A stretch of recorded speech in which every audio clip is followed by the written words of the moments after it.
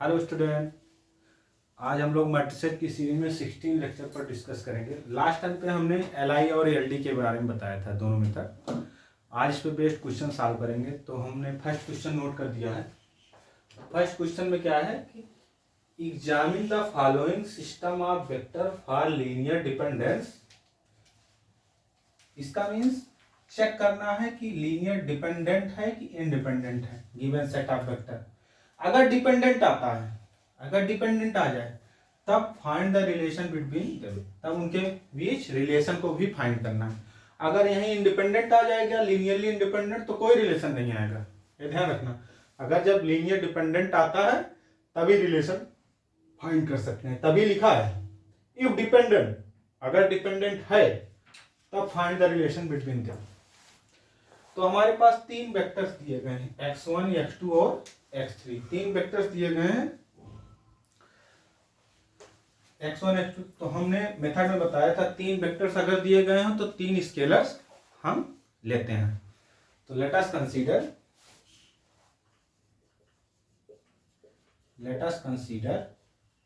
λ1 x1 plus λ2 x2 plus λ3 x3 equal to 0।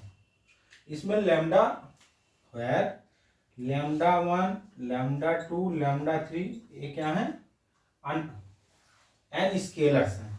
क्या है? तीन। वहां एन स्केलर की बात हुआ करती थी, यहाँ तीन स्केलर लिए गए, स्केलर्स हैं। और x1 x2 x3 क्या है? वेक्टर्स हैं। इसमें वेक्टर्स का मीन मैट्रिसेस। ठीक है ना।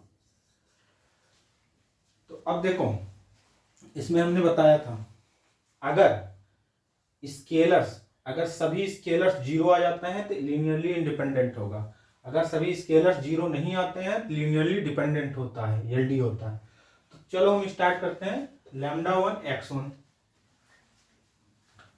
λ1 x1, x1 की वैल्यू रख दो जो गिवन है, 1 -1 1। λ2 x2, x2 की वैल्यू रख दो 2 1 1। λ3 x3, x3 की वैल्यू रख दो 3 0 2 इक्वल टू 0। तो 1 बाई 1। तो फर्स्ट ले लो। देखो λ1 प्लस 2 λ2 प्लस 3 λ3, तीन इक्वेशन आ जाएंगे,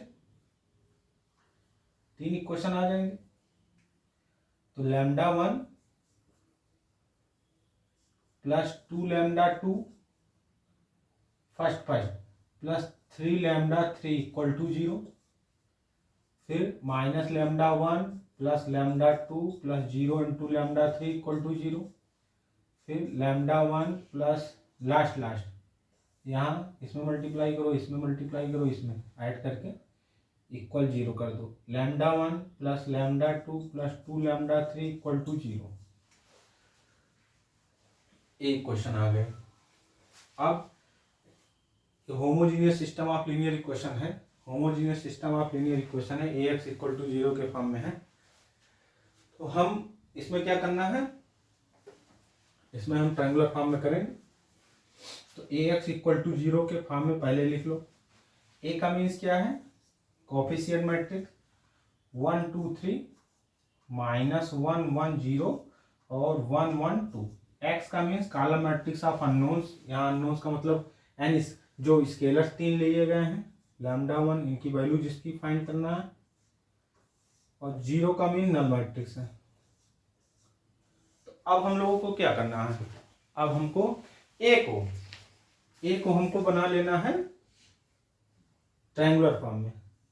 चाहे तो डायरेक्ट ए की ही रैंक ट्रायंगुलर फॉर्म से करके तब ऐसा करना, तब भी हो जाता। ऐसे भी सॉल्व करते हैं हम लोग। तो ट्रायंगुलर फॉर्म में लाने के लिए तीन एलिमेंट को जीरो करना होगा, इसको इसको इसको। तो इन दोनों को एक साथ जीरो करते हैं इसकी हेल्प से। Applying R2 replace by R2 plus R1 and R3 replace by R3 minus R1, R3 minus R1। इधर का इरेज करेंगे, इधर का स्क्रीनशॉट ले लीजिए क्वेश्चन का।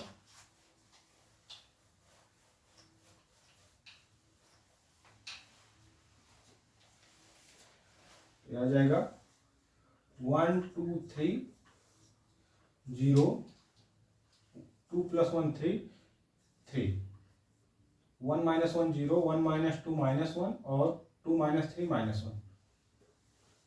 लैम्डा इसमें कुछ मत नहीं करना है। Lambda 1 lambda 2 lambda 3 equal to null matrix 0 0 0। तो अब देखना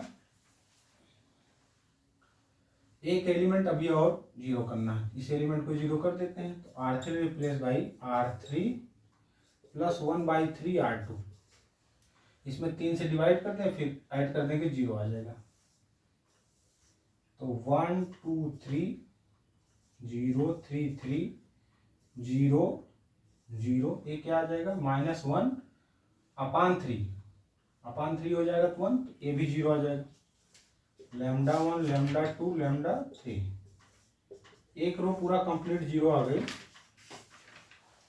एक रो पूरा कंप्लीट जीरो आ गई। तो राइट हैंड साइड का स्क्रीनशॉट ले लीजिए, हम इरेज कर दें।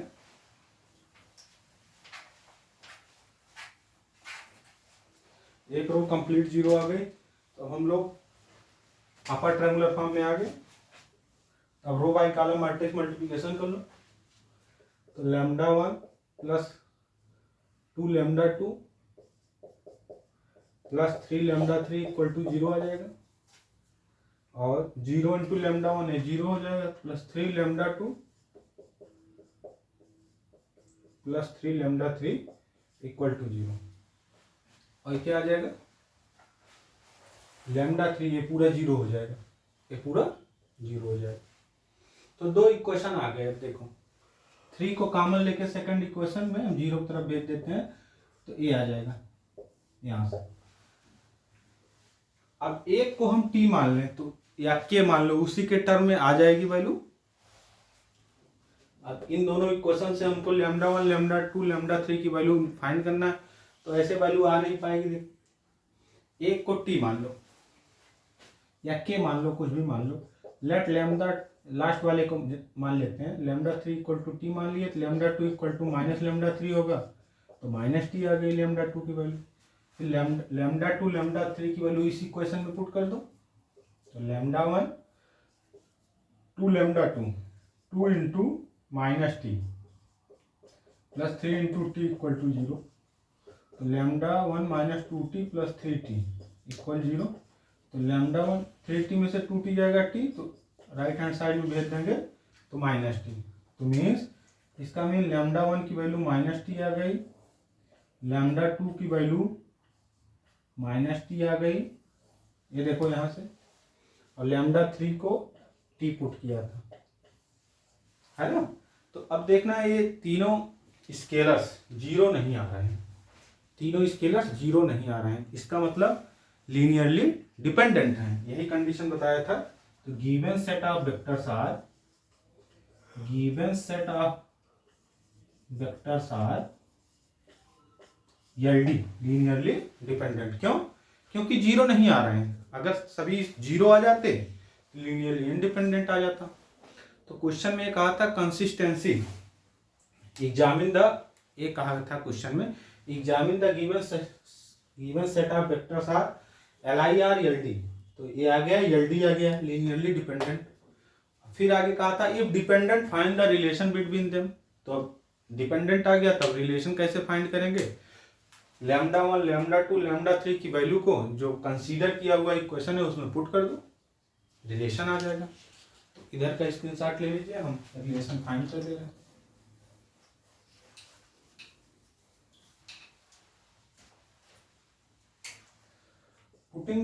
putting the values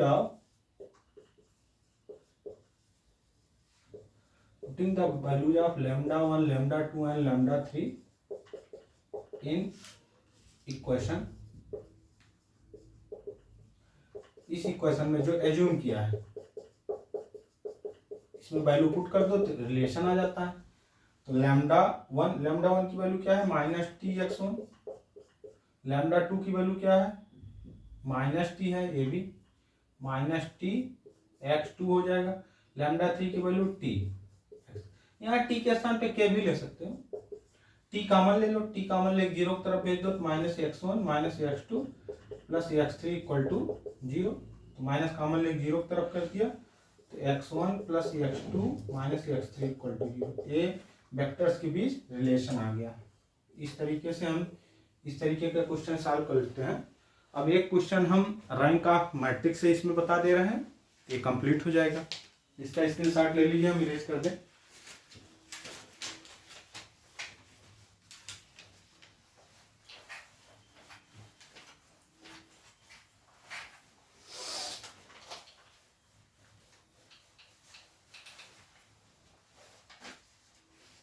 देखना second problem.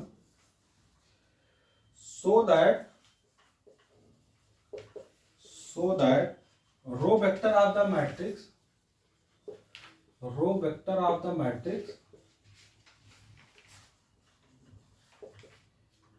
1 2 minus 2 1 3 0 0 minus 2 1 are linearly independent। LI prove करना है इसको क्या प्रूव करना है?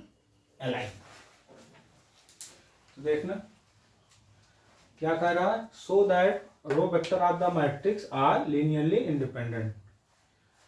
इसका मीन ये रो वेक्टर्स हैं, इसको एलआई प्रूव करना है। तो इसको रैंक ऑफ मैट्रिक्स वाले मेथड से जो बताया था सेकंड वाला, उससे हम फाइंड करके बता रहे हैं। तो गिवन देखो x1 हमने बताया था मेथड में कि जो रो वेक्टर्स हों उनको सबसे पहले हम कंस्ट्रक्ट कर लेंगे कॉलम मैट्रिक्स के फॉर्म में। तो x1 1 2 2 1 2 माइनस 2 है।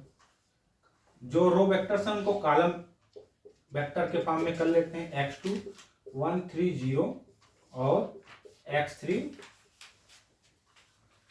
0 माइनस 2 और 1। अब a की वैल्यू देखो, कोफिशिएंट मैट्रिक्स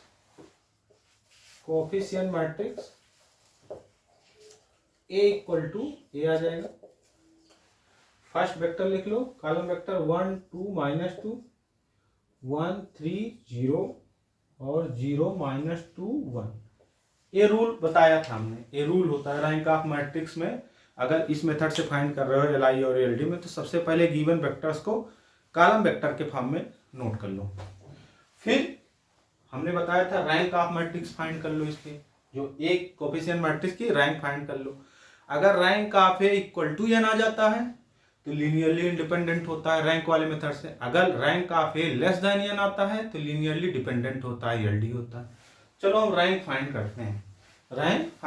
जैसे रैंक फाइंड करते हैं, पहला इसको ट्रायंगुलर फॉर्म में कर लेंगे। यहाँ 1 ऑलरेडी पहले से अगर ना होता तो यहाँ 1 बना लेते हैं, जिससे आसानी से आ जाता है। अब इन दोनों एलिमेंट को फर्स्ट रो की हेल्प से जीरो करते हैं। तो applying R2 replace by R2 minus 2R1, R3 replace by R3 plus 2R। यहाँ माइनस है प्लस कर दिया है, प्लस था माइनस कर दिया। तो this equivalent 1 1 0 2 minus 2 0 3 minus 2 1 minus 2 आ जाएगा। यहाँ माइनस 2 प्लस 2 0 0 प्लस 2 2 1 प्लस ये 0 आ जाएगा तो 1। अब एक एलिमेंट को और जीरो करना है तो अपर ट्रायंगुलर फॉर्म में आ जाएगा। इस एलिमेंट को जीरो कर लो, तो R3 replace by R3 minus 2R2, R3 minus 2R2 कर लेते हैं।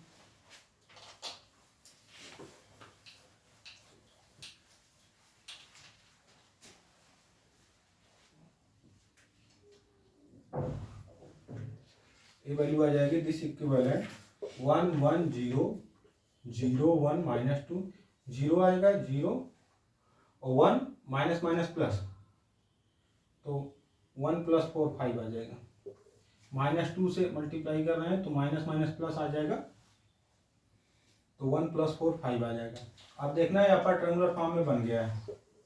अब नंबर ऑफ अननोन्स काउंट कर ले, कितनी रो जीरो नहीं है। Number of non zero rose count कर लो, कितनी रो जीरो नहीं है। तो 3 रो जीरो नहीं है, तो ऐसे लिखना है clearly rank of A equal to 3।